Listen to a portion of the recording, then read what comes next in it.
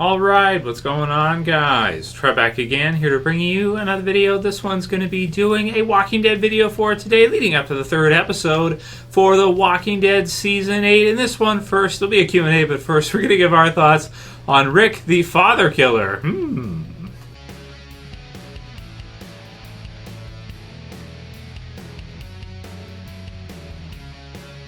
And spoiler warning as per usual, if you guys are not caught up for The Walking Dead, which is up to Season 8, Episode 2. So I thought this was a kind of a funny one. It was pointed out by Tyler Jackson, who said Rick killed both Judith and Gracie's fathers, which is nice.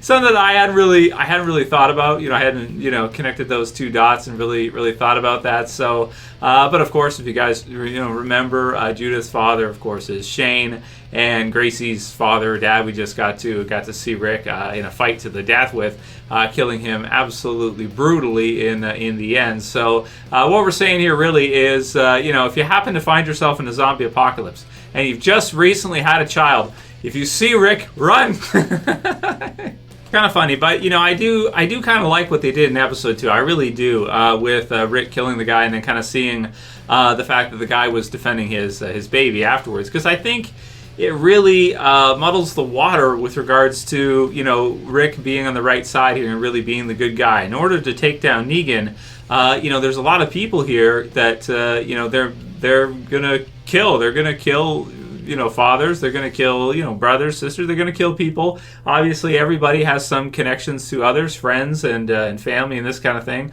So it's messy in real life, and it's messy in war, where in order to take down let's say an evil dictator, like I guess you could call Negan a dictator or a tyrant, right?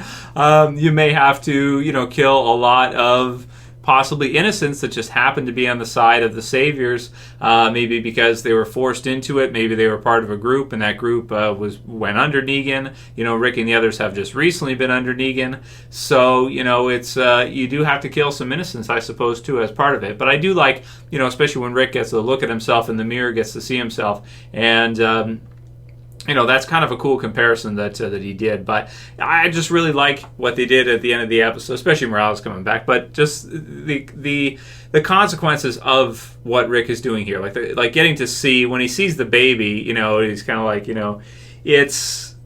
he has to process it, right? But it's the consequences of the choices that they're making, and and the cost that's going to be required in order to take Negan out. So it's what it is. Good stuff. It's kind of funny. Jakob Vetter says, Trev, in a video a while ago, you read a review from Forbes on the premiere that essentially said it was awful. Forbes graded this episode an F, saying The Damned was an artsy and overforced mess. Since I thought this was a top-tier episode, and you do too, I was wondering if you could defend what the critics are saying against the episode. For some reason, right now what I'm seeing is it seems to be kind of cool or hip to bash the hell out of The Walking Dead. It seems to be like the thing to do if you review The Walking Dead, or if you write for Forbes or wherever the hell. Not everybody is doing it. Some people are doing like I don't know, IGN. I haven't seen their reviews recently, but you guys know all the different sites that publish reviews for The Walking Dead, and we all have our favorites, comicbook.com, whatever else. So the second episode, after we've had some time to process it, I really do like it even more than the first episode after watching it a second time. There's so many things in the episode, they really put a lot in it. You have, the return of Morales, you have the stuff with Rick and killing the baby's daddy, you have Gracie's daddy, you have all the stuff with the different battles. You have Morgan, you have the question of whether or not what they're doing is right, you have the surrender from part of these saviors, you have so much action in the episode. You have some pretty cool zombie kills like Jerry's, and some zombie bites like the one on Mar. There's just so much it's so exciting to see. For me, it's a super exciting time as a fan of The Walking Dead, as almost every season is, but certainly there are some that are more exciting than others. I'm more excited right now than I was, let's say, a few episodes into season 7 after the Negan kill wore off in season 7. I wasn't as excited as I am right now for Walking Dead. But yeah, I just feel like it's kind of a popular thing to do right now. I think that because The Walking Dead's been on for so long, people are not giving it credit for some of the things that they're doing. When they do a huge zombie herd, it's kind of of just overshadowed, or it's something where it's not really appreciated, right? When they do something, because the show's been on for so many seasons, and it's like we've seen everything at this point. So even in the future too, it has me a bit worried. Like later on, reading the Walking Dead comics, there's even bigger herds than there are now. But are even those going to impress people? How are they going to do that? Are people going to care? Just based on the way people are responding. For me, this is what All Out War has to be. At least a few episodes of guns a-blazing, and that's just what it is. After that, sure, you can get back into kind of the more drama-centered, drama-focused storytelling. But I feel like they've included some drama in here in this episode for sure near the end, and really nice mix with tons of action, which is what it's supposed to be. So I don't know. Maybe I'm biased because I love All Out War. It's my favorite story arc from the entire Walking Dead comic book series, and that goes compared to the Whisperer War. That's compared to any of the other parts, Made to Suffer, and some of the other parts that are really great from the Walking Dead comic book series. But for me, All Out War Part 2, really the finale for it, which we're seeing this season. We're going to see that. We're getting some of those parts already. It's like my favorite thing for Walking Dead that they've basically ever done. So it's really strange the way people have responded to the show, but it is popular opinion, or it is fashionable right now to hate on The Walking Dead, to say it's crap, and Fear as well too, to hate Fear even more for some people. Lewis Birkett says, felt like an uncoordinated mess. Keep making completely stupid decisions. Episode 1, they had a clear kill on Negan. This episode, Rick and Daryl had no reason to split up. I don't know. No reason to split up. Well, the way it seemed in the episodes, they were trying to find the guns. They were trying to do it hastily. They were trying to do it fast so that they weren't able to maybe get the guns back to the sanctuary to clear out the zombie herd so that the others could escape.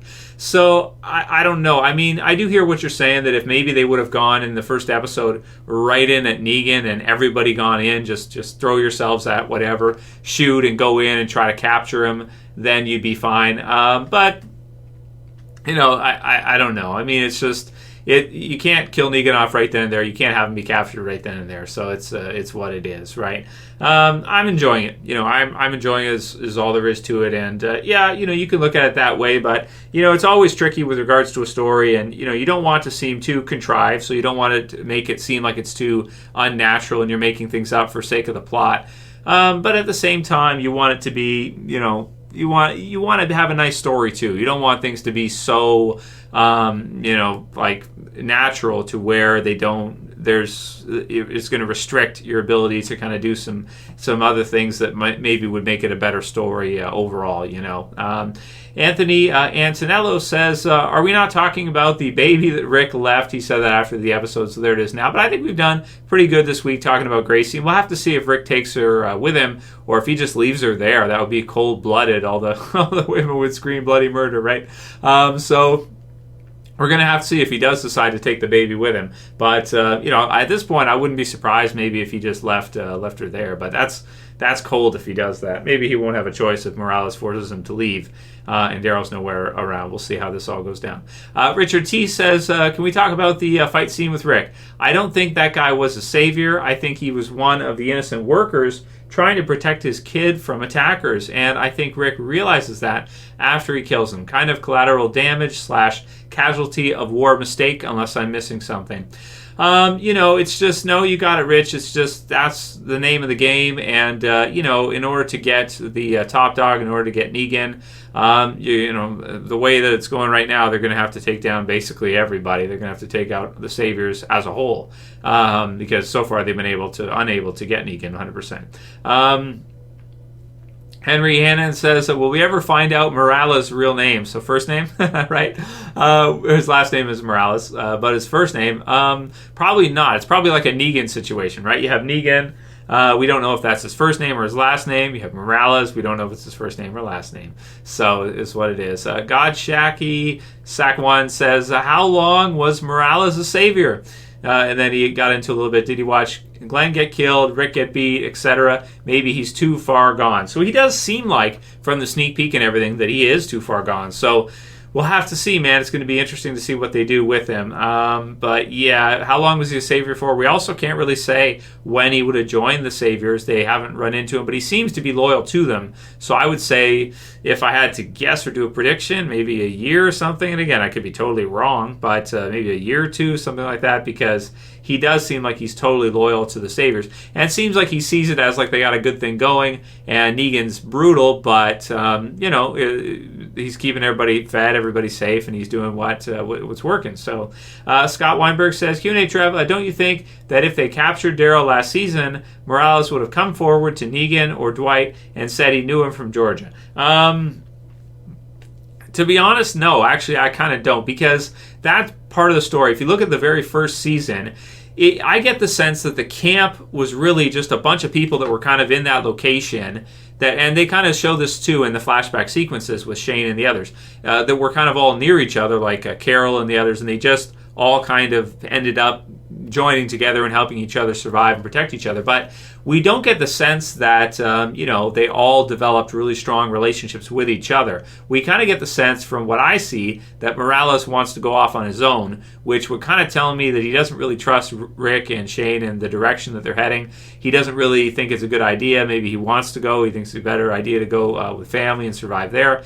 So it doesn't seem to me like he would be that close to Daryl or the others for him to come forward and be like, oh, I know them all. They're not bad or something like that. So for me, the way I see it is like they weren't really that close. They were there, but he just met Rick. Like, he knows Rick, but he doesn't, I guess you could say they go way back, but not in like a consistent way. They just met each other for a little while there, and then they were off in their own direction. So, but Rick did help him. He did give him guns and ammo and stuff. So it is kind of surprising that he's kind of coming at Rick so strong, considering the fact Rick is attacking, of course. So you could say that maybe he's defending himself in that way. But it's interesting what they're doing with Morales for sure. Next one will be from Vinny DeLuca, who said the Georgia Peach. So that's one to point out when Morales calls him Peaches. I didn't know that because I'm from Canada and we don't learn about this kind of stuff here. It's not something we study in school or anything. We have our own, we got to study our own stuff, right? So, but that's kind of cool that he calls him Peaches because Georgian, Peach. So that's cool because of course they met each other, outside of Atlanta first and all that, or in Atlanta actually. And then the camp was nearby. Chris Tarano says, Morgan was back to his best. I'm really hoping he survives the season. It'd be great to see if Morgan was around for a long time, but they've used him so much, I think, that he might be as I've said in my death predictions, I think he would be our big death for the season. And again, that's not spoilers. I've been saying this since, May or April or whenever I did my death predictions for the season. I just felt like it makes sense maybe to do it. So we'll see. I could be wrong, and it would be cool to see him in the series still. He's Lenny James is an incredible actor, that's for sure. So, it would be cool. But, he's had a lot of time too, as well too. So we'll do one more. Ice Judge says, LOL, Trev Chan's fan base came instantly to mind at the end of the episode. Betty's thrilled to get a rejuvenated wave of Morales chatter from the fan base all over again. So it's kind of fun. I have enjoyed it this week, but I feel like now it's never going to die. It's going to last forever now. Like, it's going to go down in infamy, and people are never going to let it go now with just stupid comments after this season. We'll see.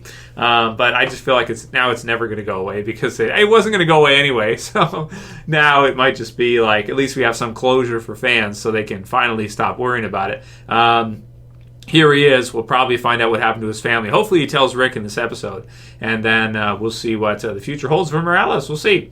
And then we'll do one last one, I guess. Jackal Gold Kick says, I was pretty much going to quit, but this episode did it for me. It was way better than the first episode and good reviews. So I thought so too. I enjoyed the second episode a lot. And again, it's been on for a long time, so we have to appreciate the show's even still on at this point, because remember, Game of Thrones season 8 is their last season, and it's only like a few episodes, like 6 episodes, right? And it's done. So The Walking Dead's 8th season now, and they're trying to set up for the future, and they're trying to keep it going. So that's great to see, man. Especially of a show that's this difficult to do. It's very similar to Game of Thrones in a lot of ways, because it's just so big, big scale and everything like that. You could say Game of Thrones is even bigger, I suppose. But you know, it's like one of those shows I view as like a really standout series, just like Game of Thrones, or maybe right now Stranger Things, or, you know, series like that really impact people and people really love. That'll be it for today's video, guys. I hope you liked it. If you did, please don't forget to thumb it up below. You can also share and favorite. And if you're new and you want to subscribe to the channel, I would appreciate it, and you can do it at the bottom left.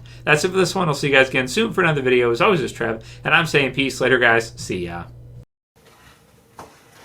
Well, I hope you're wearing your subscribing pants. What? Your subscribing pants. Because you're going to subscribe to this channel wearing those pants.